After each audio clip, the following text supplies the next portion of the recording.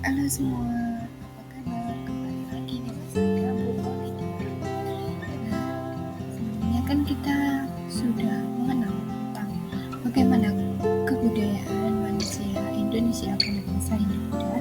Nah, sekarang mari kita mengenal tentang apa saja kerajaan Hindu Buddha di Indonesia. Baik, yang pertama adalah Kerajaan Kutai. Kerajaan Kutai terdiri sekitar abad ke-5.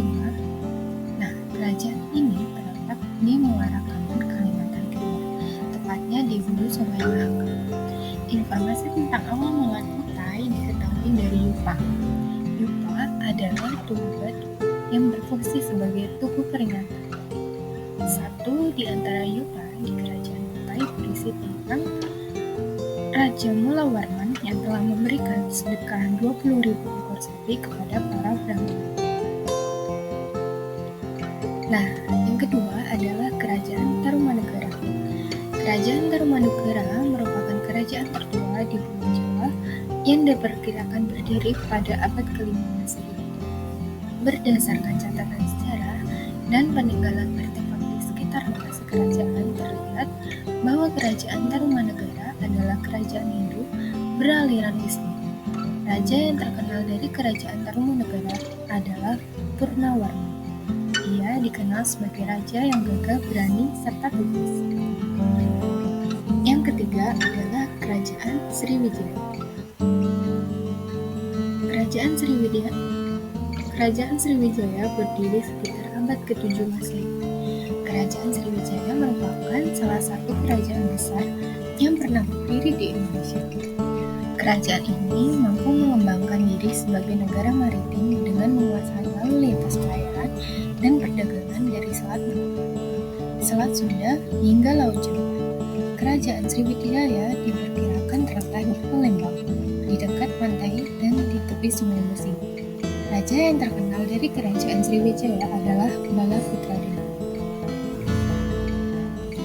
Berikutnya adalah Kerajaan Mataram Kuno. Kerajaan Mataram Kuno berdiri pada pertengahan abad ke-8. Kerajaan ini diperintah oleh dua dinasti, yaitu dinasti Sanjaya yang beragama Hindu dan dinasti Sailendra yang beragama Buddha. Kehidupan ekonomi masyarakat Mataram Kuno bersumber dari usaha pertanian karena letaknya di pedalaman. Dalam bidang kebudayaan, Mataram Kuno banyak menghasilkan karya berupa candi dan suku. Kerajaan yang berikutnya adalah Kerajaan Bedang.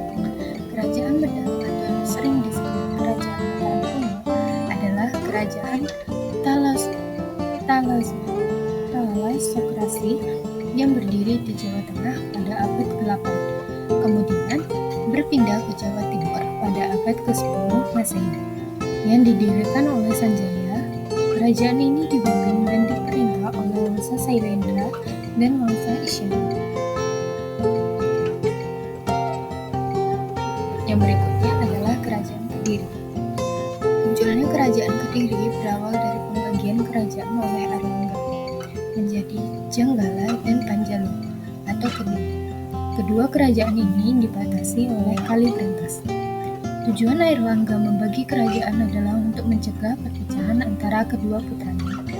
Kekuasaan Kediri berakhir pada masa Kertajaya.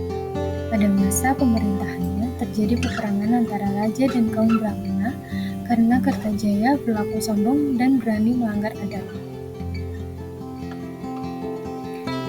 Para Brahmana kemudian mencari perlindungan kepada Ket. Berikutnya adalah Kerajaan Singasari.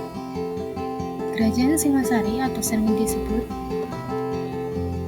Singasari atau Singosari adalah sebuah kerajaan di Jawa Timur yang didirikan oleh Penara pada tahun 1222 Masehi.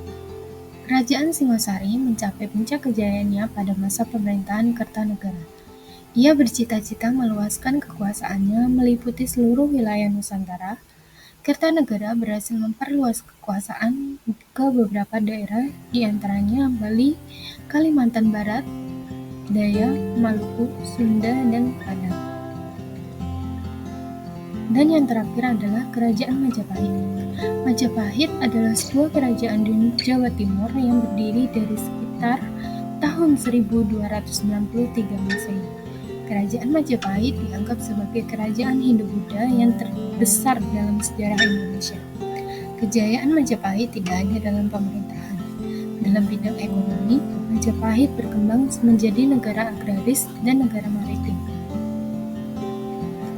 Nah, berikutnya adalah seperti biasa pertanyaan, yaitu carilah persamaan dan perbedaan dari Kerajaan Kutai, Kerajaan Tarumanegara, dan Kerajaan Sriwijaya.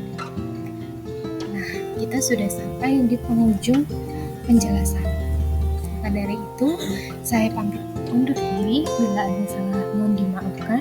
Wassalamualaikum warahmatullahi wabarakatuh.